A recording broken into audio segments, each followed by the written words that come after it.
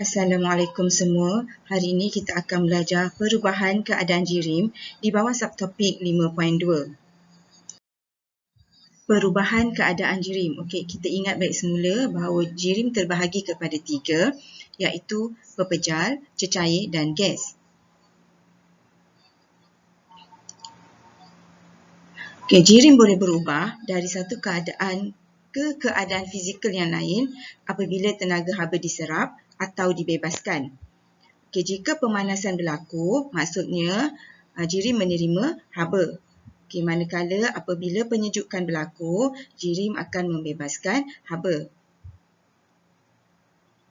Okay, maksudnya kat sini, apabila pepejal dipanaskan, haba diserap, dia akan berubah kepada cecair. Begitu juga apabila cecair, kita panaskan dia, haba diserap, cecair akan berubah menjadi gas. Okay, apabila disejukkan, ini haba dibebaskan, gas akan berubah menjadi cecair. Begitu juga cecair boleh berubah menjadi pepejal. Okay, kita lihat seterusnya nama-nama proses yang terlibat di dalam perubahan keadaan jirim. Okay, kita lihat yang pertama, apabila pepejal, okay, kita contohkan pepejal ni adalah ais, cecair ni adalah air dan gas ni adalah steam, iaitu wap air. Okay, apabila pepejal berubah menjadi cecair, nama proses yang berlaku ialah peleburan. Okay, apabila cecair berubah menjadi gas, okay, dia nama proses yang terlibat ialah pendidihan atau penyejatan. Maksudnya ada dua proses. Sama ada proses pendidihan boleh berlaku atau proses penyejatan boleh berlaku. Okay, apabila pepejal berubah menjadi gas, okay, nama proses tu ialah pemejal wapan. Okay, seterusnya kita lihat apabila gas berubah menjadi cecair, nama prosesnya adalah kondensasi. Okay, manakala cecair apabila berubah menjadi pepejal, okay, nama prosesnya ialah pembekuan. Dan apabila gas berubah menjadi pepejal, nama prosesnya ialah pemejal wapan. Okay, arrow yang berwarna merah maksudnya adalah haba diserap.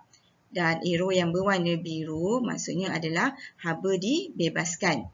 Okay, haba diserap maksudnya adalah proses pemanasan, manakala haba dibebaskan ialah proses penyejukan. Seterusnya kita lihat bagaimana proses peleburan berlaku. Okay, maksudnya daripada pepejal bertukar menjadi cecair. Okay, pepejal menyerap haba apabila dipanaskan, zat-zarah memperolehi tenaga dan bergetar dengan lebih kuat. Tenaga haba digunakan untuk mengatasi daya tarikan antara zarah-zarah pepejal. Zat-zarah bergerak bebas apabila suhu meningkat hingga ke takat lebur. Maka pepejal berubah menjadi cecair.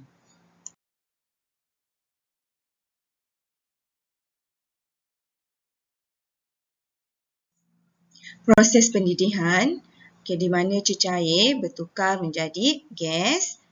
Okay, apabila kita panaskan cecair, okay, lihat gambar ni. Okay, pendidihan berlaku apabila suhu cecair mencapai takat didih. Okay, contohnya takat didih bagi air adalah 100 darjah Celsius. Cecair menyerap haba apabila dipanaskan. Okay, zat-zarah akan memperolehi tenaga dan bergerak lebih laju. Tenaga haba digunakan untuk mengatasi daya tarikan antara zat-zarah cecair. Apabila suhu meningkat ke takat didih, zat-zarah pun bergerak secara bebas dan rawak. Maka cecair berubah menjadi gas. Proses penyejatan di mana cecair bertukar menjadi gas. Okay, proses penyejatan sama juga macam proses pendidihan. Cecair bertukar menjadi gas. Tapi bezanya penyejatan berlaku pada sebarang suhu. Cecair menyerap haba apabila dipanaskan. zat-zarah memperoleh tenaga dan bergerak lebih laju, cecair tersejat secara perlahan dan berubah menjadi gas. Okey, dalam kehidupan seharian kita, kita boleh lihat aktiviti yang terlibat dengan penyejatan ialah apabila kita menjemur baju. Okay, apabila kita menjemur baju, baju yang basah akan menjadi kering. Okay, maksudnya ini adalah proses penyejatan berlaku.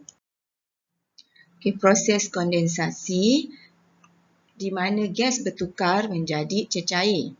Okay, apabila gas disejukkan, haba akan dibebaskan.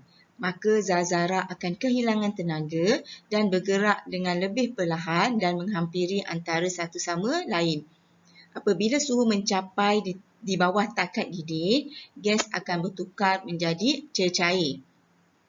Okey, contohnya dalam kehidupan seharian kita, apabila kita letakkan ais di dalam cawan dan kita akan dapati di luar dinding cawan itu ada titisan air.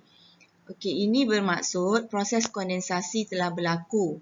Okey, gas yang berada di udara iaitu wap air akan disejukkan oleh ais di dalam cawan dan dia akan berubah menjadi cecair iaitu titisan air di luar dinding cawan tersebut. Pembekuan di mana cecair bertukar menjadi pepejal. Apabila disejukkan, cecair akan membebaskan haba. Maka zat-zarah akan kehilangan tenaga dan bergerak dengan lebih perlahan. Apabila suhu mencapai takat beku, zat-zarah akan bergetar pada kedudukan yang tetap. Maka cecair berubah menjadi pepejal. Pemejal wapan ialah proses pepejal berubah secara langsung menjadi gas. Proses gas berubah menjadi pepejal juga disebut sebagai pemejal wapan. Seterusnya kita lihat perubahan suhu. Apabila bahan dipanaskan, suhu akan meningkat. Manakala apabila bahan disejukkan, suhu akan menurun. Suhu tidak berubah ketika mencapai takat beku, takat lebur dan takat didih. Kenapa suhu tidak berubah? Ini disebabkan oleh tenaga kinetik zarah-zarah tidak bertambah. Haba diserap atau dibebaskan untuk memastikan daya tarikan antara zarah-zarah diatasi atau dibentuk. Sebab itulah suhu tidak berubah ketika takat beku, takat lebur dan takat didih. Semasa perubahan fizikal ini berlaku daripada pepejal, cecair dan gas, jisim tetap kekal dan tidak berubah.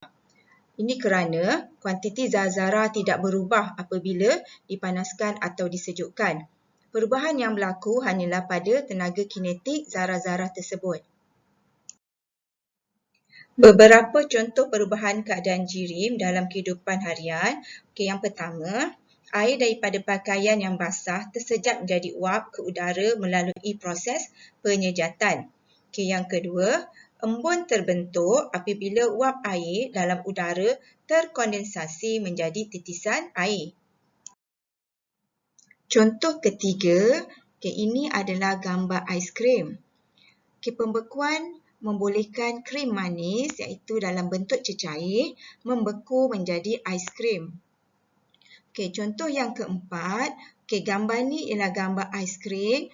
Dia melakukan proses pemejal wapan di mana aiskrim ni adalah daripada pepejal. Dia akan bertukar secara langsung menjadi gas.